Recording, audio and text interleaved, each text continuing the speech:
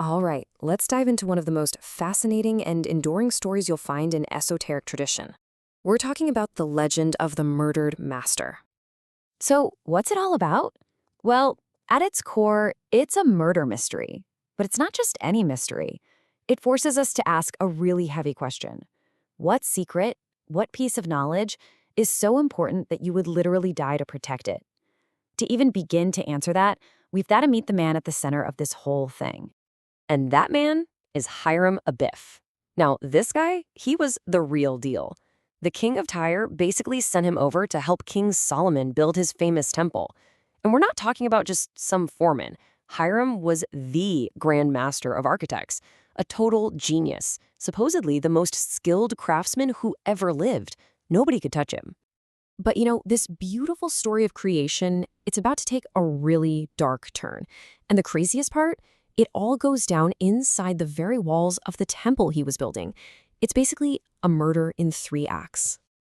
Okay, so here's the setup. As the top guy, Hiram had this whole system, right? He divided his workers into different grades. If you wanted to move up, get a pay raise, you had to know the secret signs and passwords for that level. It was like proof of your skill. Simple enough. But 3 of his guys, Jubela, Jubelo, and Jubelum, they got greedy. They got impatient. They wanted the secrets of a master mason, but they didn't want to put in the work, so they hatched a plan to get it by force. So they knew Hiram's routine. He'd go to the temple to pray every day at high noon, and that's where they ambushed him. First, at the south gate, Jubela confronts him, demands the master's word. Hiram refuses, so Jubela strikes him in the throat with a gauge. Hiram, wounded, staggers over to the west gate, but there's Jubela waiting for him. Same demand, same refusal. This time, he's struck in the chest with a square. He's barely standing, but he makes it to the last exit, the east gate, and there's Jubelum. And with a final, brutal blow to the head with a maul, it's over. Hiram Abiff falls dead. The 3 ruffians, they got what they wanted, in a way.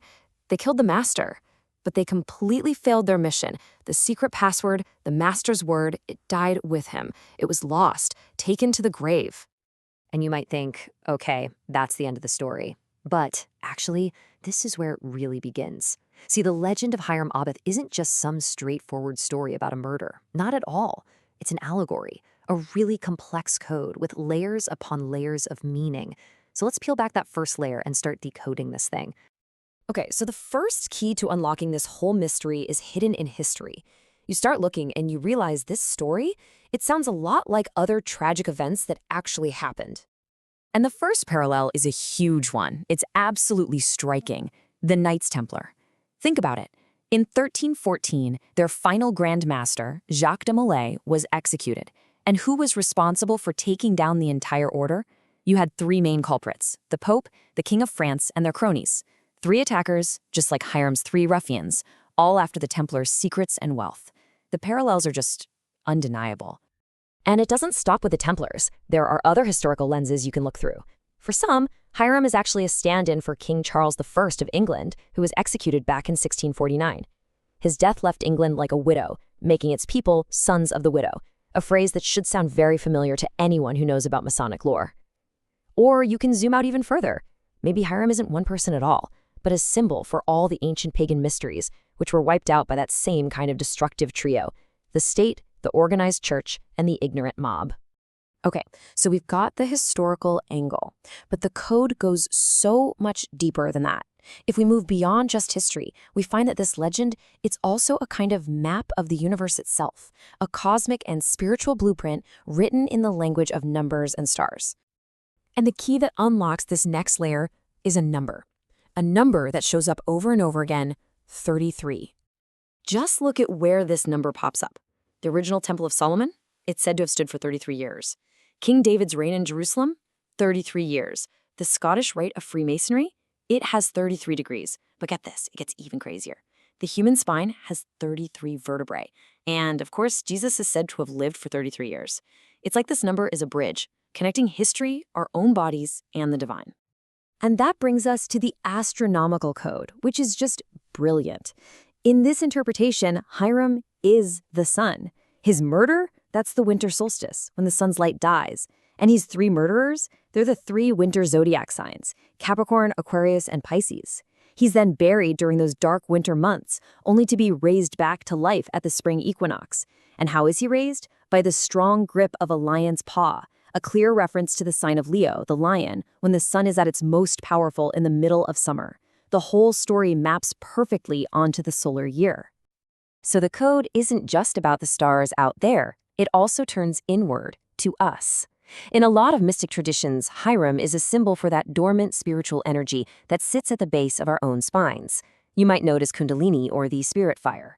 And the whole point for an initiate is to raise that fire up through those 33 segments of the spine to reach enlightenment. Suddenly, Hiram's journey isn't just a story, it's our journey. Okay, so we've looked at the legend as history and as a map of the cosmos. But there's one more layer. And this, to me, is the deepest, most powerful one of all. It's the philosophical meaning, the legend as a timeless blueprint for the very nature of truth. And this is where we get to the core secret of the whole thing. Hiram Abiff, he isn't just a guy. He's not just the sun or some spiritual energy. He is the principle itself. He's the personification of truth, of virtue, of beauty. He represents the very ideals you need to build a better world. So that leads us to the big final question, doesn't it? If Hiram is truth, then who are his murderers? Who or what are those three ruffians that are always trying to destroy him? And the allegory gives us a chilling answer. They're not men. They're forces. They are the three great, timeless enemies of all human progress. First, you have ignorance, which attacks the throat to choke out free expression. Then comes superstition, which attacks the heart and poisons our compassion.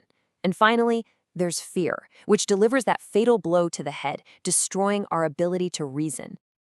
But here's the beautiful thing. The story doesn't end with murder. It ends with resurrection. There's a great quote from a Masonic writer, Daniel Sickles, that just says it all. Even when truth and virtue are laid low, they will always come forth clothed with diviner majesty and crowned with everlasting glory. In other words, you can't keep truth down. It always comes back, stronger than ever. So, when you get right down to it, the legend of the murdered master is a powerful story of hope. It's a blueprint for renewal. It promises us that even when things look dark, even when it feels like truth is gone from the world, the secret is never really lost. It's just waiting for us to find it again. And that leaves us with one last thing to think about. This whole epic story is about finding a lost word. So if Hiram is truth and his killers are ignorance, superstition, and fear, what's the one lost word, that single essential truth that you think our world today needs to rediscover more than anything else?